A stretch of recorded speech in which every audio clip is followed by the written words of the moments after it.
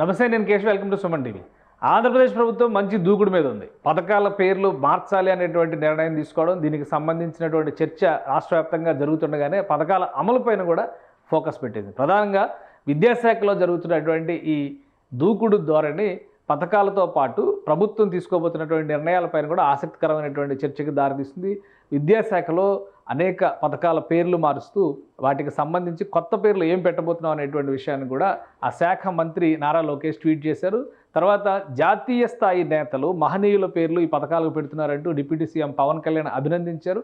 ఈ స్ఫూర్తిని ఆంధ్రప్రదేశ్ ప్రభుత్వం కొనసాగించాలంటూ ఏపీ సీఎం చంద్రబాబు నాయుడు కూడా ట్వీట్ చేశారు. సో ఈ నేపథ్యంలో ఇప్పుడు ఈ కొత్తగా ఏర్పడుతున్నటువంటి పథకాలపైన అందరూ చర్చిస్తున్నారు. పేర్ల మార్పుకు సంబంధించి ఆల్రెడీ క్లారిటీ ఉంది. జగనన్న అమ్మఒడి అనేటువంటి పేరుని తల్లికి వందనం, అలానే జగనన్న విద్యా కారకుని సర్వేపల్లి రాధాకృష్ణ విద్యామిత్ర, జగనన్న గోరుముద్దని ఈ విధంగా మార్చారు. డొక్కా సీతమ్మ మధ్యాహ్నం బడి భోజనం అనేటువంటి స్కీమ్ కింద మార్చారు. ఇట్లా ఇవన్నీ జరిగినాయి. దీనికి సంబంధించి నారా లోకేష్ ట్వీట్ చేసిన వెంటనే పవన్ కళ్యాణ్ గారు దానికి సంబంధించి రిప్లై ఇచ్చారు. సుదీర్ఘమైనటువంటి రిప్లై. ఎందుకంటే చాలామంది, ముఖ్యంగా మధ్యాహ్న భోజన పథకానికి సైతం గత ముఖ్యమంత్రి తనే పేరు పెట్టుకున్నారు. అందుకు భిన్నంగా అపర అన్నపూర్ణ డొక్కా సీతమ్మ పేరుని ఈ పథకానికి పెట్టడాన్ని ప్రతి ఒక్కరూ స్వాగతించాలి. ఏ వేళలో అయినా కడుపు నిండా అన్నం పెట్టి ఆకలి తీర్చిన దానశీలి డొక్కా సీతమ్మ గారు. వారి దయాగుణం, సేవాభావం విద్యార్థులకు తెలియజేయడం ద్వారా ఆ సద్గుణాలు అలవడతాయంటూ పవన్ కళ్యాణ్ ప్రశంసించారు. ఇది ప్రశంసించి 24 గంటలు కూడా గడవక ముందరే అనేక విద్యా సంస్థల్లో ఆల్రెడీ మధ్యాహ్న భోజనం అమల్లో ఉంది. ఇమీడియట్గా దానికి సంబంధించినటువంటి మెనూని కూడా క్లారిఫై చేసింది రాష్ట్ర ప్రభుత్వం. దీనికి సంబంధించి అన్ని పాఠశాలల్లో కూడా అక్కడ పేర్లు, అంటే నేమ్ బోర్డ్స్ రాయడం ద్వారా ఈ పథకం ప్రాధాన్యతని తెలియజెప్పాలని డిసైడ్ చేసింది. ఈ క్రమంలో మధ్యాహ్న భోజన పథకానికి సంబంధించి అందులో ఉపయోగించేటువంటి మెనూ ఏంటి, అలానే ఆ పథకం విశేషాలు ప్రతి పాఠశాలకి సంబంధించినటువంటి నోటీస్ బోర్డుల దగ్గర కూడా డిస్ప్లే చేయాలని రాష్ట్ర ప్రభుత్వం నిర్ణయించింది. అనుకున్నదే తడవగా అమలు చేయడం కూడా ప్రారంభించింది. ఈ క్రమంలోనే ఆంధ్రప్రదేశ్ ప్రభుత్వం డొక్కా సీతమ్మ మధ్యాహ్న బడి భోజనం అనేటువంటి పేరుతో ఆహార పట్టిక వివరాలను కూడా వివిధ స్కూళ్లలో ప్రజెంట్ చేస్తున్నారు. ఆహార పట్టికలో ఏమేమి అంశాలు ఉన్నాయో కూడా ఒకసారి చూద్దాం. సోమవారం కూరగాయల పలావు, కోడిగుడ్డు కూర, అలానే వేరుశనగ బెల్లం చిక్కీ. మంగళవారం పులిహోర, దొండకాయ పచ్చడి, ఉడికించిన కోడిగుడ్డు, రాగి జావ.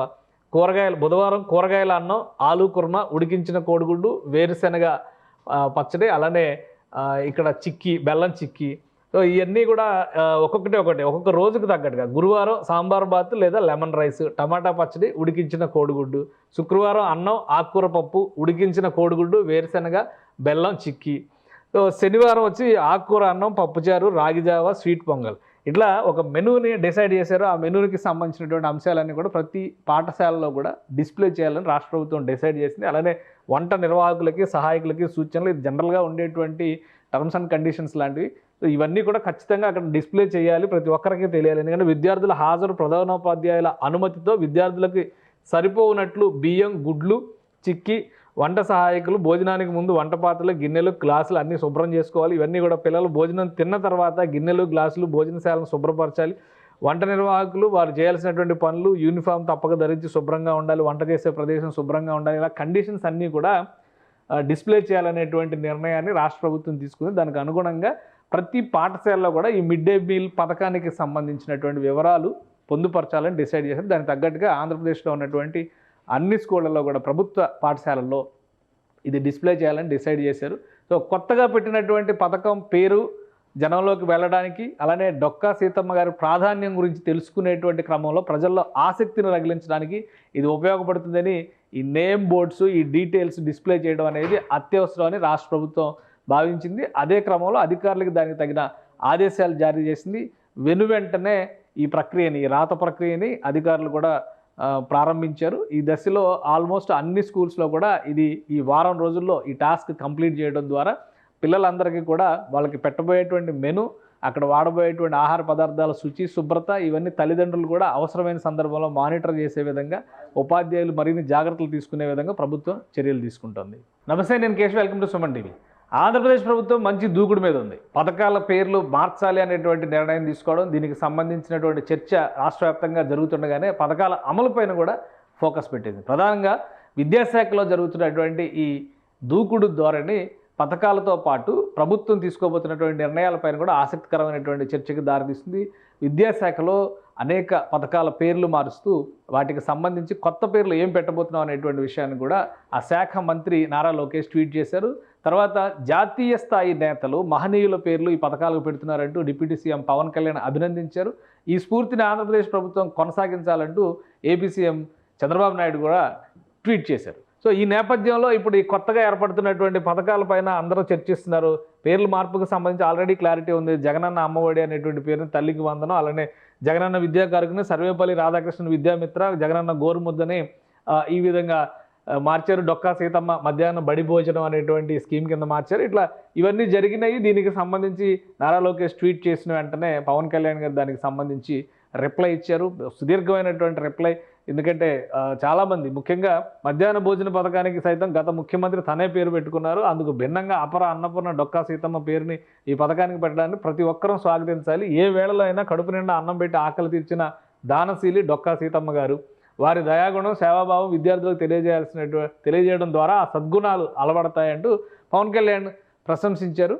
ఇది ప్రశంసించి 24 గంటలు కూడా గడవక ముందరే అనేక విద్యా సంస్థల్లో ఆల్రెడీ మధ్యాహ్న భోజనం అమల్లో ఉంది. ఇమీడియట్గా దానికి సంబంధించినటువంటి మెనూని కూడా క్లారిఫై చేసింది రాష్ట్ర ప్రభుత్వం. దీనికి సంబంధించి అన్ని పాఠశాలల్లో కూడా అక్కడ పేర్లు అంటే నేమ్ బోర్డ్స్ రాయడం ద్వారా ఈ పథకం ప్రాధాన్యతని తెలియజెప్పాలని డిసైడ్ చేసింది. ఈ క్రమంలో మధ్యాహ్న భోజన పథకానికి సంబంధించి అందులో ఉపయోగించేటువంటి మెనూ ఏంటి, అలానే ఆ పథకం విశేషాలు ప్రతి పాఠశాలకి సంబంధించినటువంటి నోటీస్ బోర్డుల దగ్గర కూడా డిస్ప్లే చేయాలని రాష్ట్ర ప్రభుత్వం నిర్ణయించింది.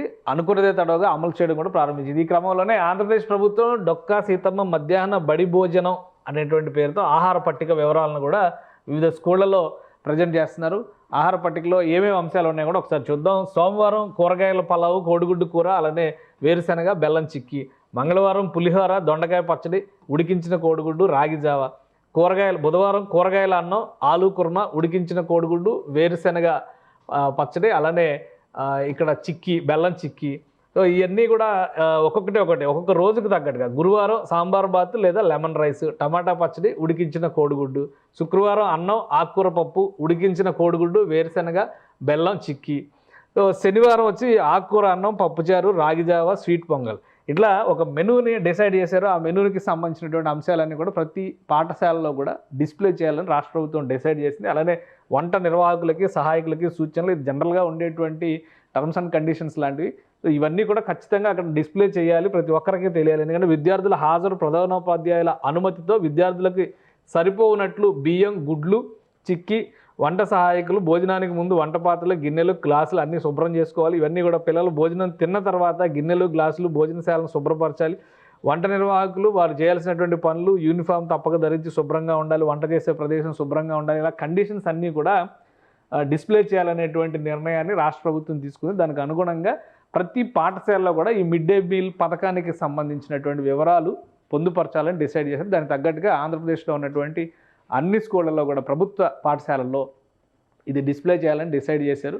సో కొత్తగా పెట్టినటువంటి పథకం పేరు జనంలోకి వెళ్ళడానికి, అలానే డొక్కా సీతమ్మ గారి ప్రాధాన్యం గురించి తెలుసుకునేటువంటి క్రమంలో ప్రజల్లో ఆసక్తిని రగిలించడానికి ఇది ఉపయోగపడుతుందని ఈ నేమ్ బోర్డ్స్, ఈ డీటెయిల్స్ డిస్ప్లే చేయడం అనేది అత్యవసరమని రాష్ట్ర ప్రభుత్వం భావించింది. అదే క్రమంలో అధికారులకు దానికి తగిన ఆదేశాలు జారీ చేసింది.